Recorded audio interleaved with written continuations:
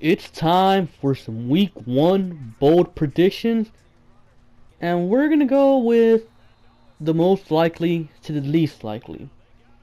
So let's start this off. Blake Bortles throws a pick six. I think it's going to be someone from the secondary that's going to get it.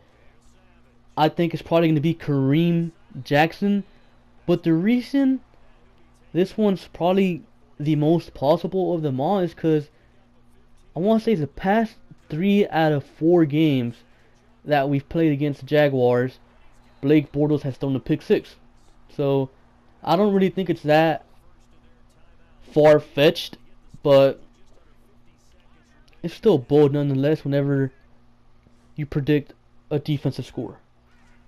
So after that, we got Leonard Fournette is held to under 50 rushing yards. It is pretty bold because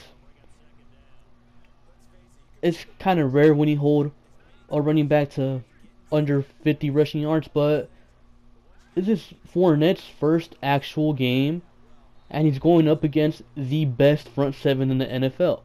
So I think this is really possible, but it's going to be hard. But I think it's going to be possible, and if it does happen, then I'm pretty sure we won the game. Now after this one starts getting a little bit more bold. Bruce Ellington leads the Texans with 100 plus receiving yards. And I'm not talking about like 170. No, I'm talking about like around 110 around there, 115. Like barely above 100. I think Bruce Ellington versus whoever the Jaguars' third corner is a huge mismatch. Because they don't really have a third cornerback. And we already know Boye and Ramsey are going to be on our top 2 targets, which is Hopkins and Braxton Miller. I don't think Braxton's going to do much.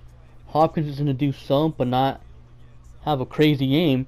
I think the crazy game is going to be had by Bruce Ellington. I think Bruce Ellington's going to be the one to move our offense efficiently against the Jaguars.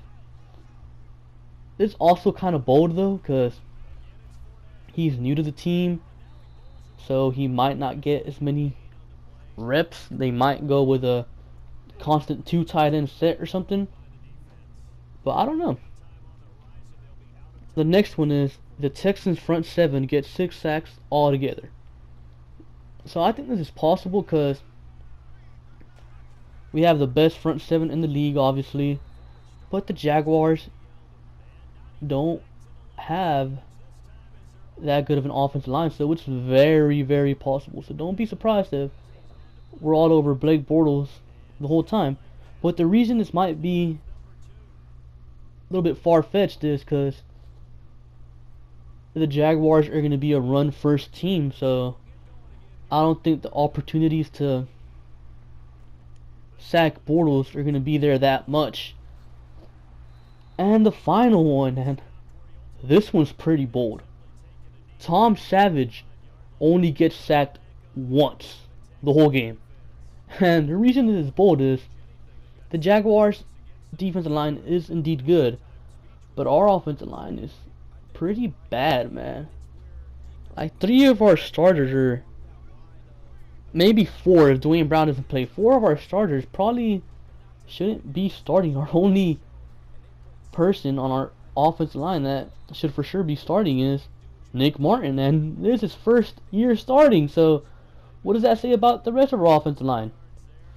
So this one's pretty bold, but I'm pretty sure they can hold up some, and the way Savage has been playing these past few games in preseason, he has gotten rid of the ball a lot quicker, so hopefully he only gets sacked once. Hopefully he gets sacked no times, but I don't think our offensive line can hold up that long or that much.